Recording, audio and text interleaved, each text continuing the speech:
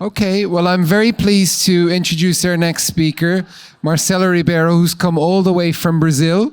Marcelo is a mining engineer, and he's also president of Grupo Belmont, who have an amazing emerald mine that I had the pleasure of visiting a few years ago in Brazil. And he will talk to us about Brazil's high-quality emeralds shaping a sustainable future. Thank you so much for being here, Marcelo, and the floor is yours.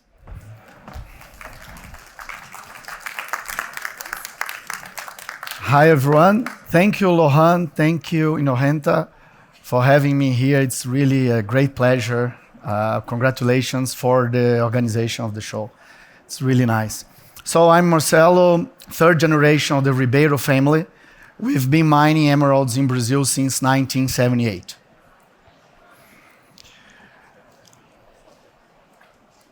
It's not blinking. So we've been mining emeralds in Brazil. And our emeralds were very among the best stones in Brazil, comparing to the biggest and best stones in the world, are being sold since 1978. But the production has been growing in the past years. And as a source, we are quite young. We've been mining for almost 50 years. If you compare to Colombian emeralds, for example, they are being mined for almost 500 years. So we're still getting more knowledge in the market. But most probably, many of you could see last year, Louis Vuitton launched a collection with 3 beautiful pieces of emerald. One of them was Brazilian. And you couldn't really you couldn't choose the best stone among the 3 ones that they launched in the collection. There was a Brazilian, a Colombian, and a Zambian one. So we only sell the stones that we mine in Brazil. We do not buy in the market, so we guarantee the provenance of our stones. As I was telling about the quality of stones. But to start the subject, I would like to talk how we shape a better future with mining stones, mining emeralds in Brazil. I'd like to start with the beginning of the discovery of the emeralds in Brazil. My family lived in this farm for about 8 generations, and my grandfather was born in the farm, the Belmont farm. It's a place very hilly, a lot of mountains, very difficult to have agriculture done there. But in the 30s and 40s, when my grandfather was born there, they were living out of what the farm could produce. In that time, coffee beans. So this one with the hat is my grandfather. He left the farm at the age of 18 years old, and bought a truck and became a truck driver. And he bought a second truck, third truck, built a transportation company. He was at 48 years old about. He had about 1,000 employees. He was very stressed with this whole situation of having this amount of people, and the government in Brazil was a dictatorship.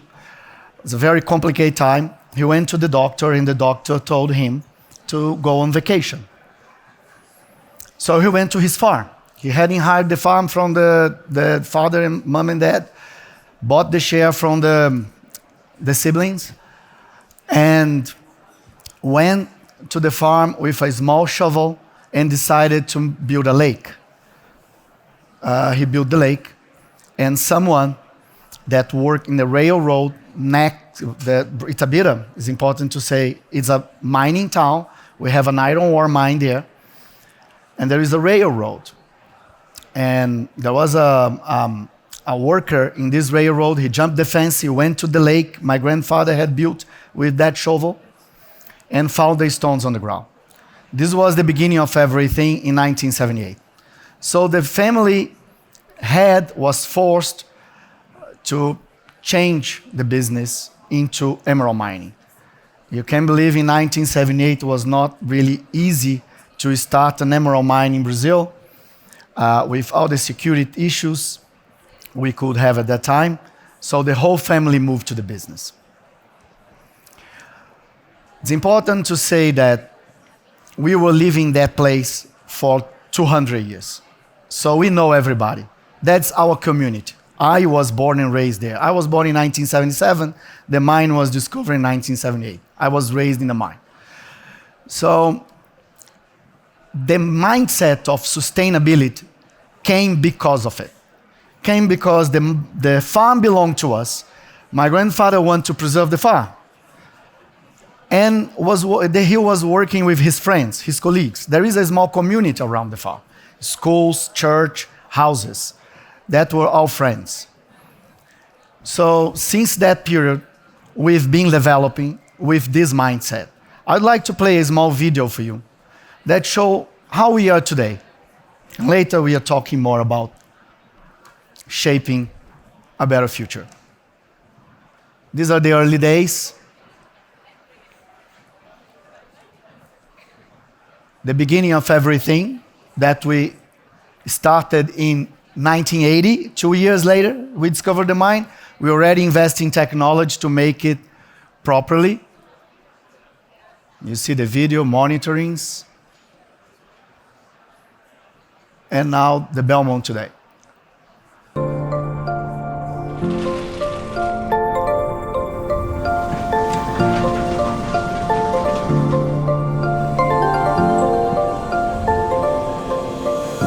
In the mountains of Minas Gerais, surrounded by Brazil's lush Atlantic forest, lies the Belmont mine, where nature and technology come together to unveil some of the world's most extraordinary emeralds. Since 1978, we have been at the forefront of sustainable mining, combining tradition, innovation, and deep expertise to extract gems of exceptional beauty.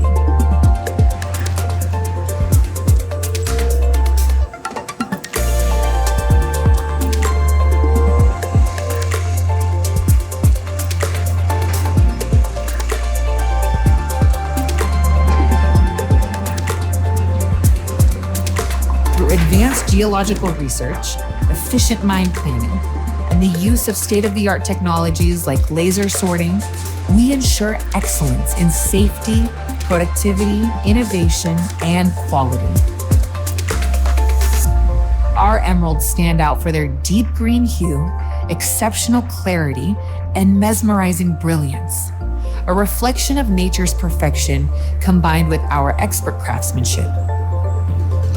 Every step we take is guided by a deep commitment to sustainability.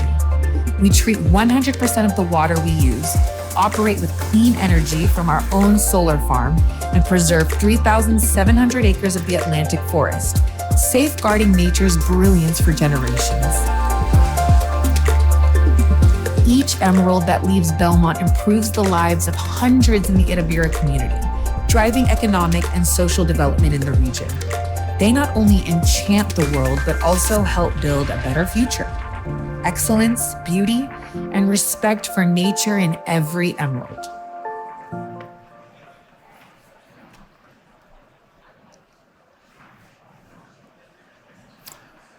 So, as you could see, we try our best to have all the environmental control, and we do. And we could say we are one of the most advanced mine in that way.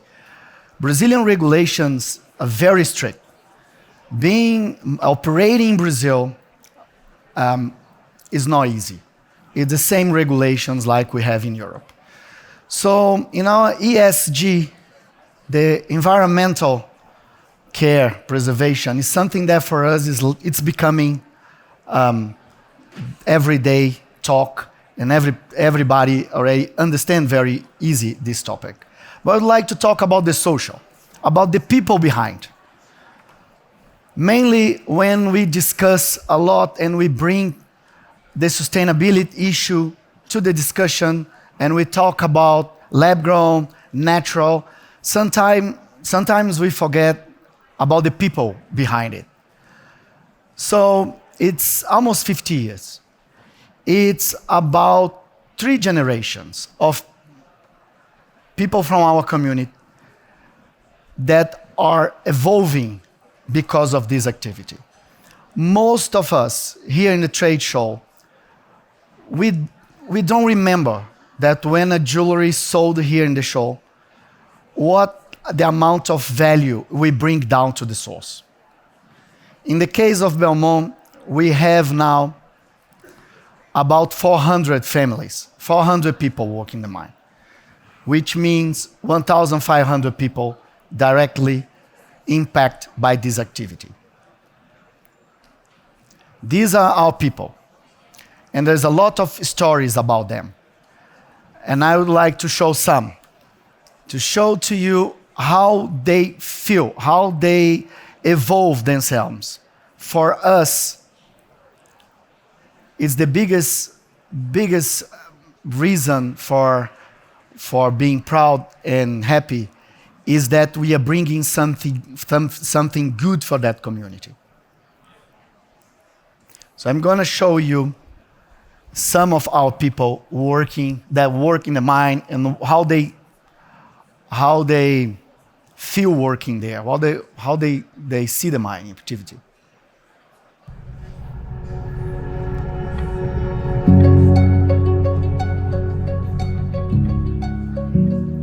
Acredito que aqui tem algo muito diferente, que é uma preocupação com a vida de quem trabalha aqui. A gente não tem isso por escrito, não é uma política. Acho que eu posso dizer que é uma cultura e que vem lá de trás, que vem lá do seu Mauro Ribeiro, que foi o fundador da empresa. E isso vem passando de geração. Isso também permeia todos os funcionários. É algo que é sentido. Não só da troca pelo nosso esforço, pela nossa dedicação, pelo nosso trabalho, mas também de conquistar sonhos, de momentos talvez difíceis, que talvez seja difícil para a gente resolver sozinho. Os funcionários estando bem, a empresa também vai bem. Assim, a maioria das pessoas são gratas a eles porque eles fazem coisas que a empresa não tem obrigação. Eu penso assim, que Deus me trouxe para cá, porque tudo que eu precisava, eu encontrava aqui. O meu sonho era o quê? Ter um sítio, uma fazenda. Eu tive a oportunidade de comprar uma casa e a Belmont me ajudou. Então eu realizei meu sonho e quero realizar o sonho da minha família. E também ajudar os funcionários a construir esse sonho também. E eu espero que a empresa continue crescendo, mantendo a sua visão, né, de dar oportunidades para aqueles que estão com ela. É uma receita, é um modelo de gestão que tem dado muito certo, porque a gente tem visto como a empresa tem evoluído em vários aspectos. Isso tudo reflete o social, que é a comunidade que está dentro da empresa. Meu pai criou 6 filhos trabalhando aqui, aposentou. Eu estou aqui há 33 anos, né? E vou fazer a mesma coisa. E eu posso falar com muita propriedade porque eu acompanhei o crescimento da empresa. Sabe? E esse crescimento da empresa também é meu. Os valores que foram passados pela Belmont para mim, eu repasso para minha família, eu repasso para os meus colaboradores. E isso é uma cadeia, né? Meu irmão, ele foi indicado por mim para trabalhar na empresa e eu percebo quão a Belmont, ela abraça não somente aquele funcionário, mas toda a família. E eu sei que a Belmont, ela iniciou esse projeto na vida dele, como me deu a oportunidade também. E a gente vai trilhar um caminho incrível aí pela frente.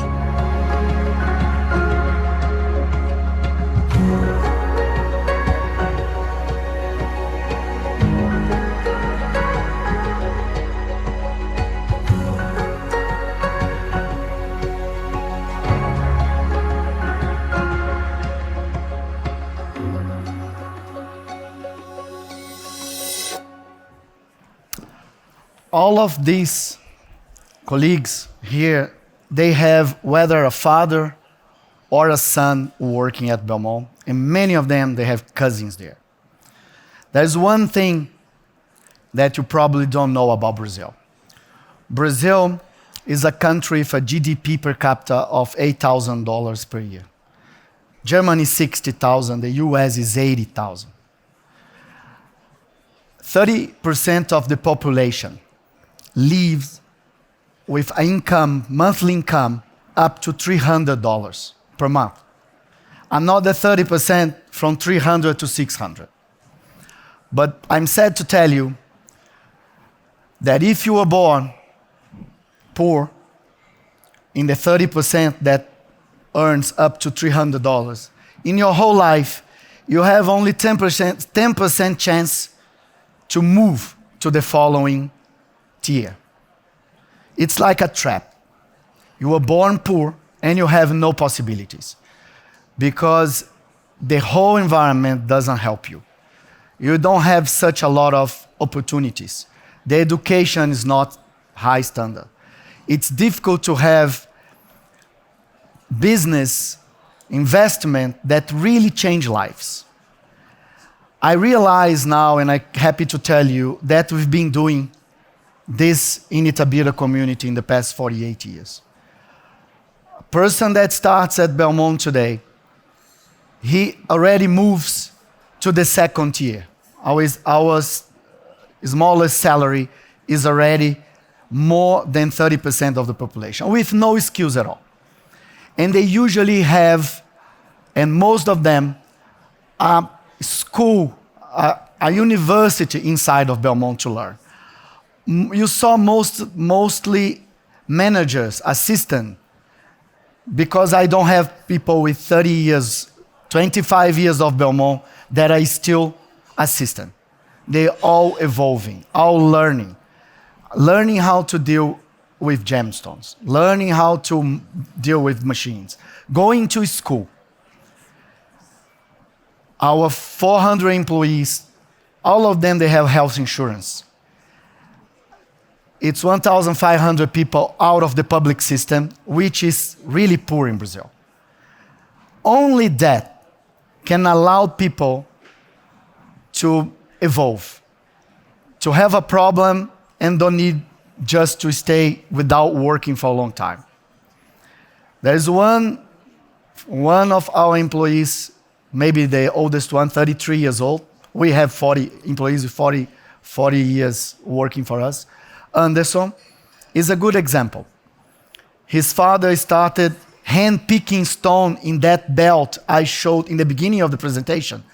There was a conveyor belt, people picking emeralds, before we used conveyor belts, or before we used optical sorters. So his father started there 45 years ago.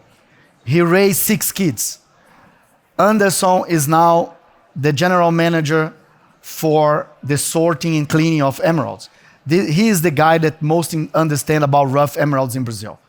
His salary nowadays allows him to pay the tuition for his son, which is studying medicine in a private school in Brazil. So these stories are about people that we are shaping another future. They are changing lives, that were in a trap of poverty, and that our amazing business, the jewelry business, the beautiful chain we have, not only in Brazil, I could tell you a lot of stories about India, which is $3,000 GDP per capita, 3 times poorer than Brazil. And there are amazing stories of development. So congratulations to all of us that make this beautiful industry, and that from here, from the trade show, we bring such a lot of wealth to the people down there, to the source. Thank you very much.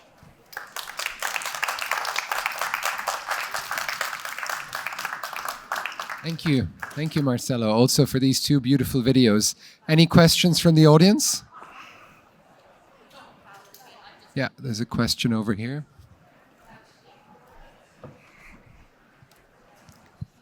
So, as a mine is not endless, is there something like an exit strategy for the area, for the nature, and for the people when there are no more emeralds to mine for? Yeah, this is a very good question. Mainly in Itabira, our city, also mines iron ore. And it's one of the oldest mines in the world. And this is always a subject for us. It's not for Belmont at this moment, as we see, of course, a long life for the mine. As of now, we could mine for another 100 years. We have drill holes reaching emerald zone 500 meters deep on Earth. We are mining level 180 meters, something like this. But of course, it will depend on the price, on the market, how costly it will be to go there and mine, and the price of selling. So the discussion is exactly like what I was saying. When I see my employee able to invest in education of their son, the kids, and evolve in terms of education, in terms of knowledge, they have other possibilities. We do not think such a short term. Environmentally speaking, every time we go mining, we go planting the degraded areas. So this is a law in Brazil. We should keep open as minimal as possible. And as we mine underground, our area of impact is not so big. We have to report every couple of years to the government what is the closing plan for the area. So as of now, Belmont has reporting, even though we hope we will be mining for a long time, we've been reporting to the government that we'll create a park, kind of museum garden, mining museum garden, will transform the area as a tourist spot for the city. This is how we plan the future of the mine. But I hope I will not be here to see this happening. But in the iron ore mine in Brazil, there's a lot of discussions. In Itabira, there's a lot of discussions. We still have 20 years ahead. The government collect a lot of tax. We pay about 35% of the profit on tax. However, the investment is not really going to change, to making a diversification of the economy. We are very good on waste money in Brazil. So this is the discussion. It's a big company listed in the stock market, and they're always facing this discussion.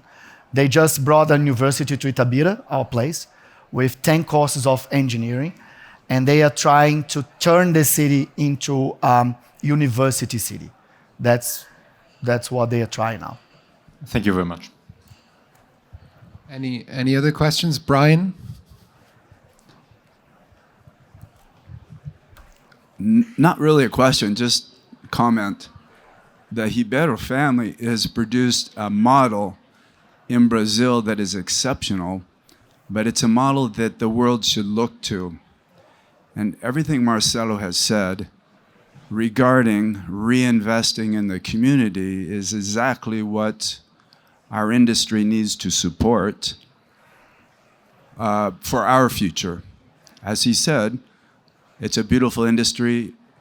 We're spread around the world. So I just compliment you, congratulate you, and I really encourage our industry to take note. His family has been blessed with a very rich deposit.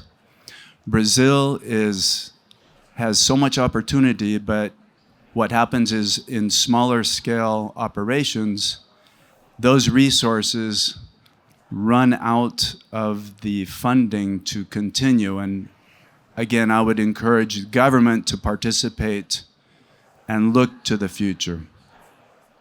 Thanks, Marcelo. Yes, Brian, it's not easy to develop in Brazil. The system is against you because finance, it's a country that is 15% interest rate. So you can imagine how difficult it's for those are starting now to finance themselves to grow. It's not easy. Hi, nice to see you again. Nice to My see name is Richa. I'm a journalist from Singapore, and I'm speaking at 3:30, so please don't go anywhere.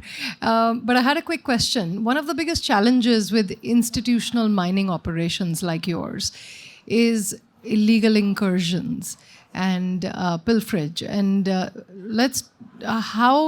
what are the challenges that you face in this regard, and how do you deal with it? And give us a little bit insight into how the government looks upon these situations and the community for you.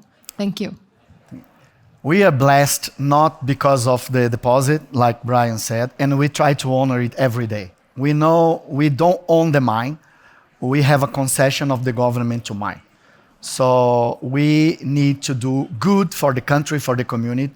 Otherwise, if it's not interested for the stakeholders around, we are not going to survive. As I told you, my family has been there for 200 years old. So it's not quite institutional. The family business is a little bit different. We know everybody. We know every family there. So we don't have this kind of incursion. Sometimes, yes, somebody try to jump the fence without a gun, just go there and try to pick something. We say, come on, go away. And nothing happens. We don't have violence. Because we know their house, we know people, we live there, we know their relatives. You know, it's a community. We belong to there. So if you invite me to mine in Zambia tomorrow, I'm saying, I'm sorry, I'm not able to. I don't know how to do it there. I know how to do it in my house. As I told you, I was born and raised in the mine. I know everybody. So I don't use an armored car. I don't carry a gun. My kids are around the city going to the school walking. And everybody knows us. And we support what we can. Of course, we cannot help as much as it's needed, but we support the community. But the community must of all see the mine as a good thing for them.